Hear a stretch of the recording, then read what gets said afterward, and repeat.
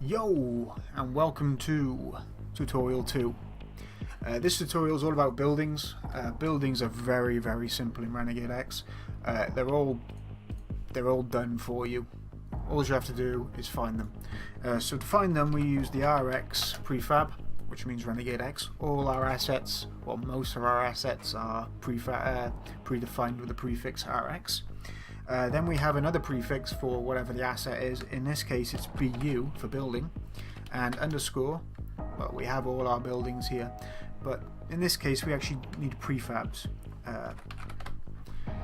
Prefabs are an assortment of meshes, emitters, lights, and anything else that you want to pack in, like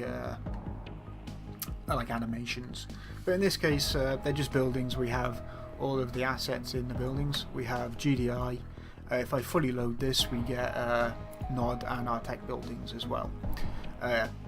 For this tutorial, I'm just going to be focusing on the War Factory, because the War Factory has a bit more to it than any other building, except for the refinery. But first off, I want to show you one other thing. The airstrip and air tower have to be placed in the same map. You can't place one or the other, you have to place both. Just a fair warning. It's out there, done. And the airstrip will have the nodes that I'm going to show in a minute. So I'm going to put a War Factory down, just drag and drop. Don't use actor classes. In some of my other videos I said to use actor classes. They don't work anymore. So yeah, use the prefabs, they're all done for you. I'm going to line the building up with the ground. The lowest point of any building is usually the floor, with some cases of the power plant. But yeah, so I'm going to lower this until I can just about see the floor. You can use pivot to ground or whatever. I tend to do it this way because sometimes it messes up. And that's pretty much how you place a building in the map. Now there are other things that you need to know. Prefabs can't be left as prefabs, so we're going to right click and convert prefab or prefab instance to normal actors. We're going to do that. That turns everything into normal meshes and emitters and path loads and whatnot. Now for me personally, I always group these together, so I'm just going to go to View, make sure Allow Group Selection is enabled, and I'm going to group them.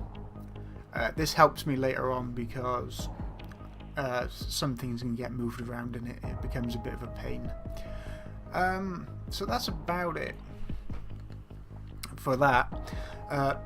If you're planning to put AI in your map, right, you have to, and this is a big you have to, every building, let me just disable a group selection for a second. Every building has path nodes already set up and spawn points. The path nodes and spawn points have to be forced. If you don't know what that is, when you click on something, you can right click it, path options, force. But you can't just click on one object, you have to click on two and force between the two path nodes.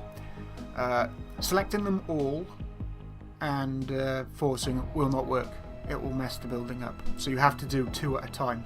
So I'm going to show you with a few. That one and that one and this one. Force path. That one and this one. Force path. Path options. Force path. And I have to do that with every single one. So that one and that one, that one and that one. And it gets a bit tedious after a while. We couldn't put that into the prefab, unfortunately. So you have to do it manually after. It's only if you want to put AI in there. So once you build paths, you'll be able to see everything getting forced. See, this here and this here isn't getting forced, so you need to force those. You basically need to force everything. Next thing, the War Factory relies on a rollout system. We use two different nodes for this. We use the rollout pending node, So if I press F4, these actually do have a team number. The team number for GDI is 0, and the team number for Nod is 1. This will become apparent when we go over harvesters and the harvester pathing. Other than that, it's all good. Now, you may see in some maps that vehicles pop out then go and park somewhere. We can do this very easily through a actor class in navigation. It's actually a node called rollout node, a vehicle rollout node. I'm just going to dump that in the map, make sure it's set to the team. In this case it's 0, with Nod again it's 1. And we primarily put about 5 of these in, just because 5's a good number. You can put more in if you want, but we tend to put about 5 in. And yeah, that's about it for pathing. So let's hit paths. Sometimes these don't actually show until I move one of the things. So let me just undo that. Now we have that back. I'm going to path node again, build paths again, and yeah, they're all working. For some reason I have 2 here, and that's it. Right, here's another thing. Because I've changed a prefab, when I go and save modified, it will actually ask me to save prefabs. Don't save them. You will mess up the game. Or it will mess up later on when you actually import the map into the game. So don't do that. Deselect it. Just save your assets, your map and your map assets, or any assets that are yours. And yeah, goodbye. Yeah, that is exactly it for buildings. There's nothing else other than the harvester stuff, which I'm going to go through in the next episode. Thanks for watching.